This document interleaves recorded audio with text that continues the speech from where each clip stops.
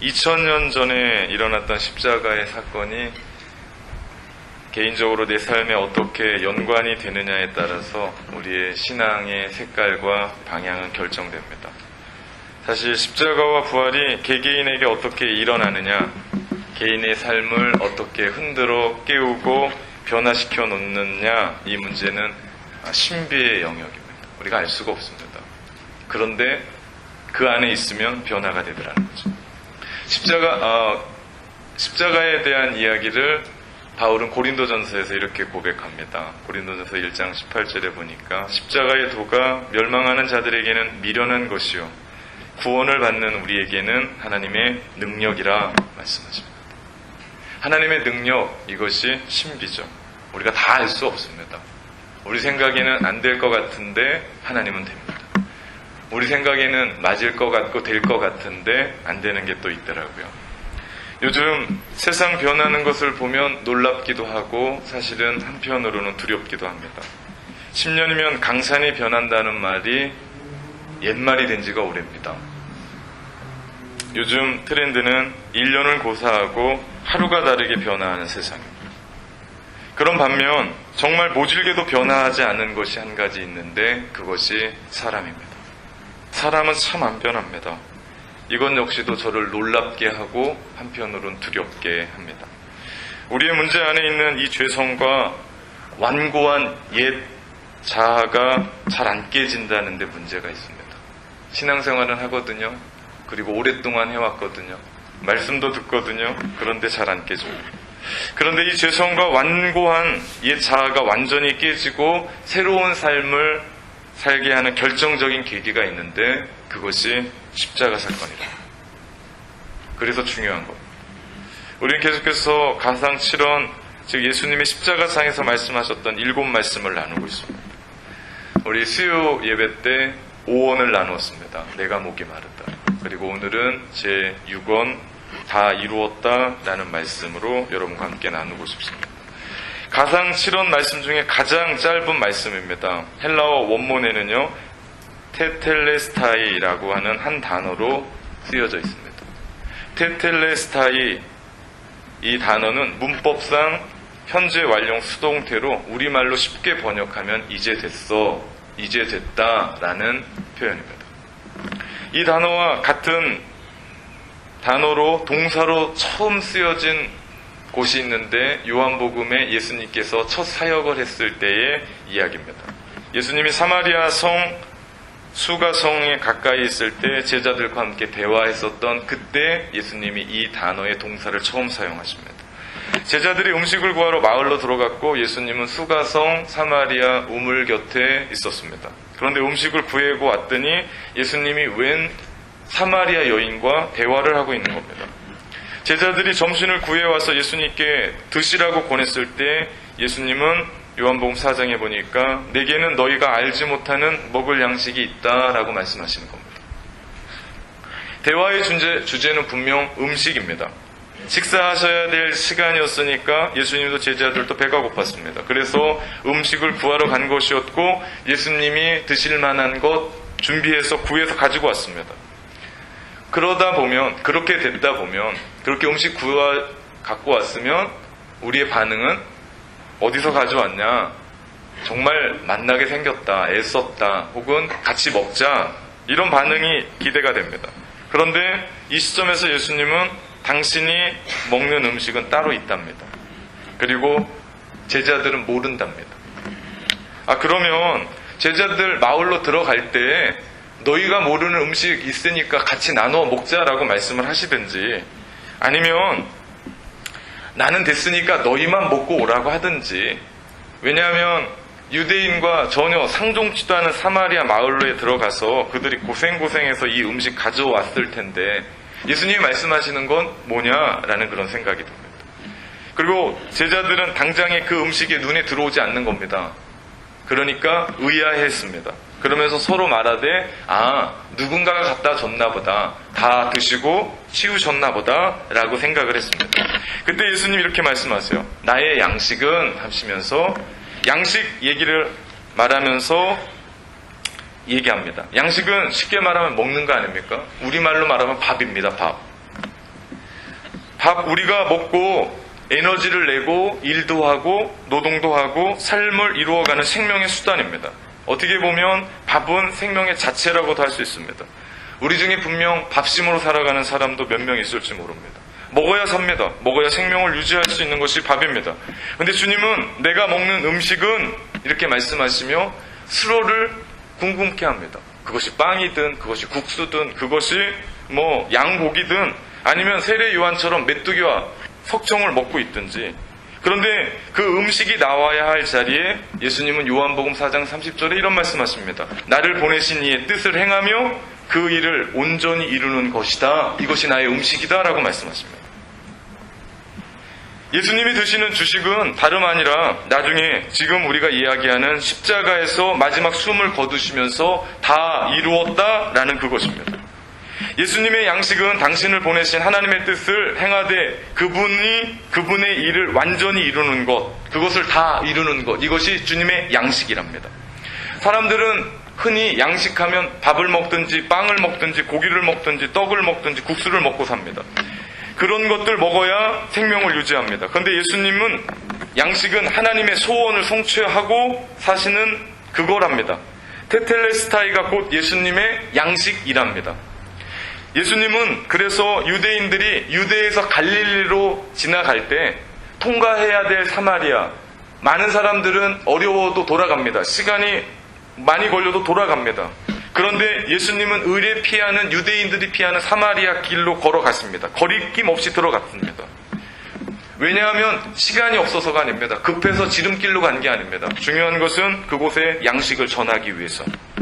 더군다나 제자들이 볼 때는 도덕적으로 의심 갈 만한 여인과 대화를 하고 있는 겁니다. 그 여인은 남편이 5이나 있었습니다. 5이나 있었는데도 그 마음 가운데 다 채우지 못하는 불만족도 있었습니다. 그런 여인과 대화를 나누고 있는 그 결과는 정말 경이로운 것이었습니다. 분명 그 여인은 남들 눈에 피해서 물도러 온 사람입니다. 팔레스타인의 기후에서 보면 정오 12시 가장 뜨거운 햇빛에 물 들어온 사람이 아무도 없습니다.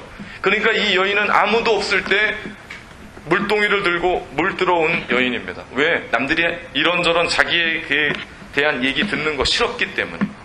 그런 이름도 나와 있지 않는 사마리아 여인이었는데 그 여인이 예수님을 그리스도로 만난 뒤 우물을 찾은 애초의 목적도 까맣게 잊고 물동이를 버려둔 채 마을로 돌아가서, 어떤 마을입니까? 자신을 곱게 보지 않는 시선을 가지고 있는 동네로 돌아가서 예수님을 그리스도라 전파합니다.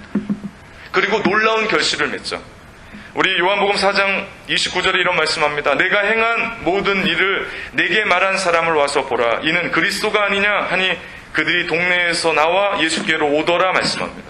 저는 그렇게 이야기할 때 아무도 듣지 않을 줄 알았습니다.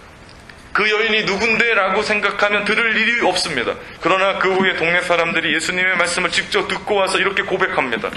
4장 42절에 보면 이제 우리가 믿는 것은 내 말로 인함이 아니니 이는 우리가 친히 듣고 그가 참으로 세상의 구주신 줄을 알미라 고백합니다. 결과 수많은 사마리아 사람들이 주께 돌아오는 역사가 일어났던 겁니다. 이것입니다. 그래서 주께서 살기 위해 먹는 음식을 이미 드신 겁니다. 무슨 얘기입니까? 사마리아 사람들이 주께 돌아오는 일, 주께서 이루시는 그 일들을 성취하며 소명으로 살아가는 그 일들을 다 이루는 것이 주님의 양식입니다. 주님의 음식입니다. 주님은 그거 먹고 사시는 분입니다.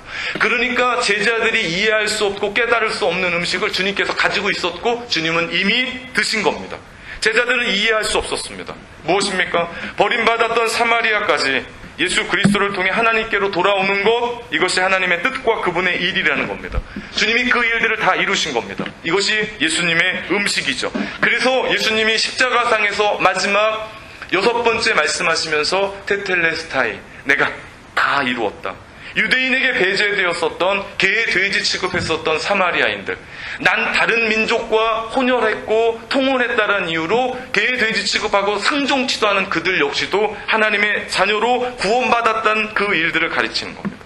다 이루었다는 것을 생명의 존재의 목적으로 삼고 먹고 사는 음식이라고 하신 예수님이 마침내 십자가에서 그 모든 일들을 다 이루신 겁니다. 무엇을 말합니까? 그것이 무엇입니까? 다 이루신 것이 무엇입니까? 이것이 요한복음에서 혹은 신약 성경에서 혹은 성경 전체가 우리 가운데 이야기해주는 것입니다. 한 가지입니다. 대속입니다. 대속의 완성이었습니다. 대속은 뭐냐면 내가 죽어야 될 자리에 누군가가 대신 죽음으로 말미암아 내가 사는 겁니다. 제가 여러분에게 묻겠습니다. 여러분을 대신해서 죽을 사람이 있습니까? 여러분의 부모님이요? 모르겠습니다. 여러분의 자식이요? 이건 더 모르겠습니다. 여러분의 친구가요? 여러분의 이웃이요? 여러분을 위해 정말 죽을 사람이 있습니까? 그것도 여러분이 선한 일 한 것도 아니고 의인으로 산 것도 아니고 죄로 말미암아 죽어가는 그 한 사람을 위해서 죽어갈 사람이 있습니까? 세상에 없습니다. 그분이 어린 양 되시오 우리의 죄를 지고 가신, 그래서 세례 요한이 소개했던 보라 세상 죄를 지고 가는 하나님의 어린 양이로다.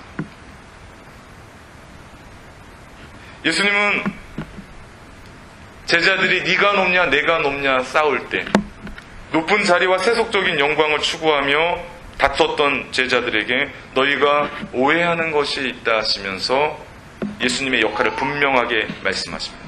인자가 온 것은 섬김을 받으려 함이 아니라 도리어 섬기려 하고 자기 목숨을 많은 사람들에게 대속물로 주려 함이다 말씀합니다. 이 이야기를 사도 바울이 로마서에서 이 개념을 화목제물로 이야기합니다. 그리스도 예수 안에 있는 속량으로 말미암아 하나님의 은혜로 값없이 의롭다 하심을 얻은 자 되었느니라. 이 예수를 하나님이 그의 피로써 믿음으로 말미암아 화목제물로 세우셨으니 이는 하나님께서 길이 참으시는 중에 전에 지은 죄를 간과하심으로 자기의 의로우심을 나타내게 하려 하심이니라고 했습니다. 그렇습니다. 그분이 다 이루신 것은 다름 아니라 죄로 말미암아 죽을 수 없는 저와 여러분, 그 인간을 하나님께 구원받은 완전한 길로 여뒀던 것입니다. 이것이 주님이 다 이루신 겁니다. 이제 우리의 구원은 완성됐습니다. 완료됐습니다. 충분합니다. 이것으로 충분합니다. 우리가 더 무엇을 하고 하지 말고가 없습니다. 우리는 그 값없는 은혜를 믿음으로 받아들입니다. 값싼 싸구려라 우리 가운데 값없이 주시는 것이 아니라 그 은혜 다 갚을 수 없기 때문에 우리 주님께서 십자가에서 피 흘리신 그 피의 값을 우리가 어떻게 다 갚습니까? 만약에 그렇게 구원해 주시고 우리 보고 너희 사는 날 동안 다 갚으라고 했으면 우리는 이것보다 더 큰 노예가 없이 살아갈 겁니다. 그런데 우리 주님은 이것을 아낌없이 주셨습니다. 아낌없이. 그렇다면 우리는 어떻게 살아야 될까요? 그 큰 은혜 받은 우리가 이제는 어떻게 살면 좋을까요? 전 여러분에게 두 가지만 말씀드려요. 먼저는요, 그 은혜를 기억하며 감사하며 오직 믿음으로 사십시오. 오직 믿음으로. 이 믿음은 고도의 훈련을 통해 습득했던 어떤 지적의 능력이 아닙니다. 나를 대신해서 죽으신 그 은혜에 감사해서 내민 손을 얘기합니다. 부끄러운 손입니다. 내가 한 건 아무것도 없습니다. 나는 죄 안에 있었습니다. 부족한 자리에 있었습니다. 그럼에도 불구하고 우리가 손을 내미는 것을 얘기합니다. 손을 내밀어야 우리가 떡을 아니면 밥을 아니면 돈을 받는 거 아닙니까? 손 내밀지 않으면 우리 가운데 받을 수 있는 건 아무것도 없습니다. 염치 없지만, 너무나 부끄럽지만, 너무나 안타깝지만, 그럼에도 불구하고 예수 그리스도께서 십자가에서 완성하셨던 그 구원의 그 길, 그 구원의 그 은혜를 우리가 손을 내밀어 받는 것, 이것이 믿음입니다. 작지만, 나 아무것도 아니지만, 나 선인으로 살지 않았고 의인으로 살지 않았지만 주님께서 십자가에서 완성하셨던 그 은혜가 있기에 주님, 내게도 그 은혜를 주십시오. 내민 그 손이 믿음입니다. 그러면 그 사람이 그렇게 해서 내민 그 손으로 구원받았고 그렇게 해서 은혜의 삶을 살아가면 그는 감사하면서 감동하면서 믿음으로 평생을 살아갈 수 있지 않을까요? 그래서 요한복음에서는 믿음을 그렇게 강조합니다. 요한복음 1장 12절에 보면 영접하는 자, 곧 그 이름을 믿는 자들에게는 하나님의 자녀가 되는 권세를 주셨다고 우리 가운데 말씀합니다.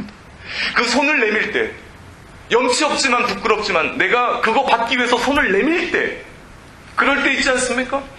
우리가 더 떳떳하고 당당해서 어떤 손을 내미는 것이 아니라 난 아무것도 할 수 없는데 그럼에도 불구하고 나 주겠다라고 말씀하셔서 손을 내밀 때, 그때 우리가 하나님의 자녀가 됩니다. 하나님이 세상을 이처럼 사랑하사 독생자를 주셨으니 이는 저를 믿는 자마다 멸망치 않고 영생을 얻게 하려 하십니다. 요한복음에서 그렇게 우리 가운데 이야기한 건 믿음입니다. 그 큰 믿음입니다. 아니, 우리가 하나님 앞에 손 내미는 그 믿음입니다. 그래서 요한복음 11장에 보면 나는 부활이요 생명이니 나를 믿는 자는 죽어도 살겠고 무릇 살아서 믿는 자는 영원히 죽지 아니하리니 이것을 내가 믿느냐? 우리 가운데 얘기합니다. 이것을 믿느냐? 얘기합니다. 이거보다 더 강력한 다 이루심의 확언이 있겠습니까? 그래서 주님께서 우리 가운데 이런 말씀합니다. 내가 진실로 진실로 너희에게 이르노니 내 말을 듣고 또 나 보내신 이를 믿는 자는 영생을 얻고 심판에 이르지 아니하리니 사망에서 생명으로 옮겨졌느니라고 선언하시는 겁니다. 믿으십니까? 이 일을 기록한 책이 요한복음이고 성경입니다. 그래서 요한복음 20장에 이런 말을 합니다. 오직 이것을 기록함은 너희로 예수께서 하나님의 아들 그리스도이심을 믿게 하려 함이요. 다른 것이 아닙니다. 이 글을 기록함은 너희로 하여금 예수 그리스도가 그리스도 하나님의 아들 그리스도이심을 믿게 하며 또 너희로 믿고 그 이름을 힘입어 생명을 얻게 하려 함이다. 우리 가운데 말씀합니다. 예수 그리스도가 하나님의 아들이시오 그리스도이심을 믿고 또한 믿음으로 말미암아 우리 가운데 열린 길이 있는데 그것이 바로 영원한 생명이라는 말씀입니다. 그렇기 때문에 바울이 이런 고백합니다. 내가 그리스도와 함께 십자가에 못 박혔나니 그런즉 이제는 내가 산 것이 아니요 오직 내 안에 그리스도께서 사신 거다. 이제 내가 육체 가운데 사는 것은 나를 사랑하사 자기 몸 버리신 하나님의 아들을 믿는 믿음 안에 사는 것이다. 다 이루었다. 그것은요 우리에게 믿으라는 말씀입니다. 너희 믿으라. 도대체 믿어지지 않습니다가 아니라 손 내밀어라. 내가 주겠다는 겁니다. 우린 자존심이 있어서 손 내밀지 않습니다. 쪽팔려서 손 내밀지 않습니다. 내가 뭔가 이루었을 때, 내가 어떤 일들을 당당하게 해놓았을 때 내가 주님 앞에 손 내밀라. 아닙니다. 그게 믿음이 아니라 내가 부족하지만, 내가 죄 가운데 있지만, 내가 너무나 연약하지만 우리 주님께서 말씀합니다. 그 떨리는 손 내밀어라. 이게 은혜 아닙니까? 세상은 우리가 다 갖추었을 때 씁니다. 세상은 우리가 다 갖추었을 때 우리를 부릅니다. 세상은 우리가 어떤 일들에 섰을 때 인정합니다.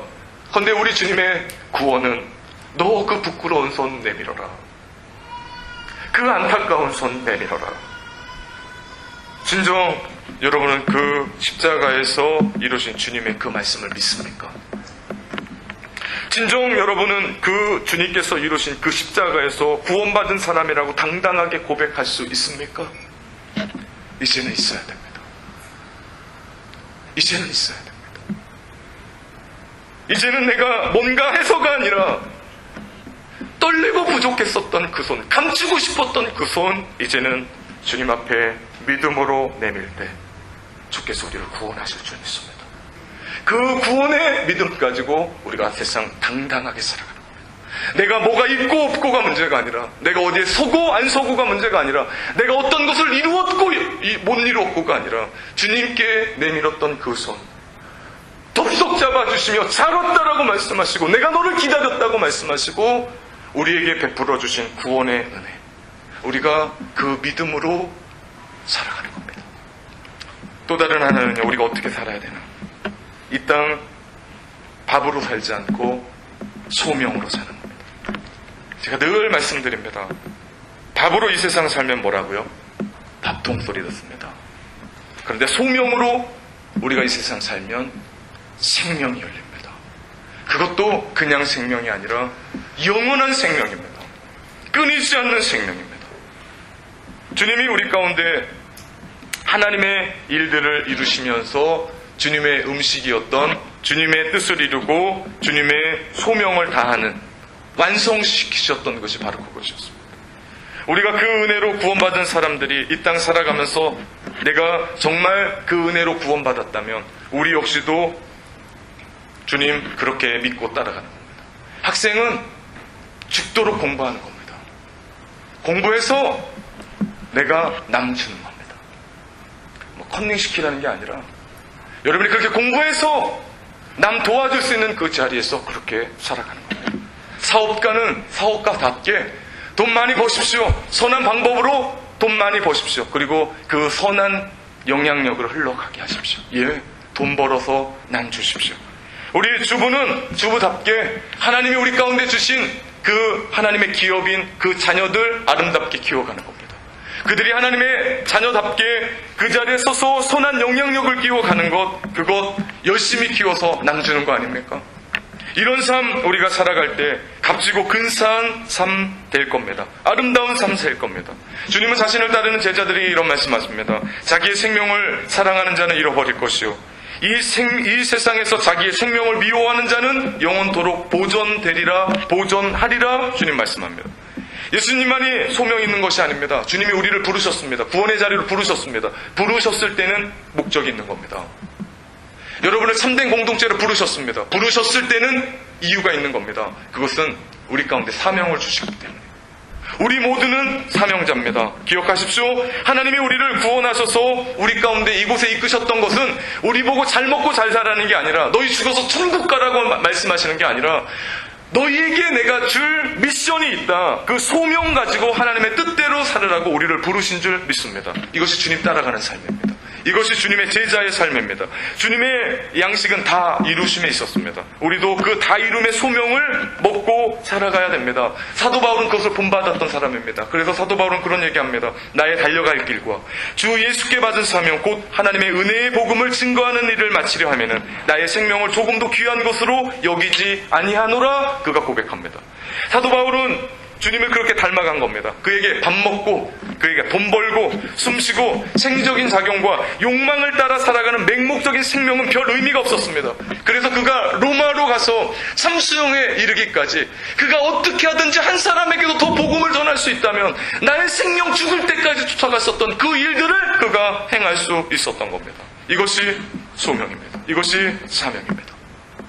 바울의 양식도 그거였습니다. 예수님 말씀처럼 하나님의 뜻을 행하고 온전히 다 이루는 것이었습니다. 소명, 즉 은혜의 복음을 증거하는 일을 다 이루는데 생명을 남김없이 쓰겠다고 말합니다. 무슨 얘기입니까? 생명은 곧 소명입니다. 우리가 살아있음은 곧 하나님의 사명이 있기 때문입니다. 사명자는 죽지 않습니다. 보약 먹지 않고 영양제 먹지 않아도 사명자는 죽지 않습니다. 왜냐? 그 사명자는 그 사명을 이루어야 하기 때문에. 믿으십니까? 그렇기 때문에 여러분이 하나님께서 구원의 자리로 부르셨다면 감격하며 살아가면서 하나님이 왜 나를 부르셨는지에 대한 그 비전에 대해서 눈을 떠야 됩니다. 앞에 있는 이 초는 빛을 내기 위해 존재합니다. 그러기 위해서 자기의 몸을 태워야 됩니다. 천둥이 녹아지면서 빛이 나고 그러면서 자신의 물리적인 생명은 짧아집니다. 타면 탈수록 짧아질 겁니다. 그것이 삶입니다. 그것이 소명입니다. 전시용 초는 타지 않습니다. 대신에 빛이 없습니다. 이건 초가 아닙니다. 타다 만초도 마찬가지입니다. 처음엔 주님을 왜 끌어올랐습니다. 다 올랐습니다. 그런데 타다가 중간에 나에게 어떤 일도 말미암아 꺼져버린다면 이거 역시도 의미가 없는 초입니다. 다 이루기 위해 자신을 태우는 초만이 의미가 있습니다. 그래서 아름다운 겁니다. 사랑하는 성도 여러분, 이제는 소명으로 인생 아름답게 삽시다. 기도하겠습니다. 주님, 다 이루었다고 선언하시며 우리의 구원을 확정 지으셨습니다. 그 값으로 다 갚을 수 없는 대속의 은혜 받은 자들로 죽는 날까지 밥만 먹고 끝나는 인생이 아니라 사명 붙잡고 불태우며 살아가는 아름다운 삶의 인생들, 빛의 역할을 감당하며 영향력 나타내는 삶을 살아가는 우리 모두가 되게 하여 주시옵소서. 그래서 주님이 이루신 그 다 이룸, 우리도 그 이룸을 이루며 살아가는 하나님의 백성들 다 되게 하여 주시옵소서. 예수님의 이름으로 기도합니다. 아멘.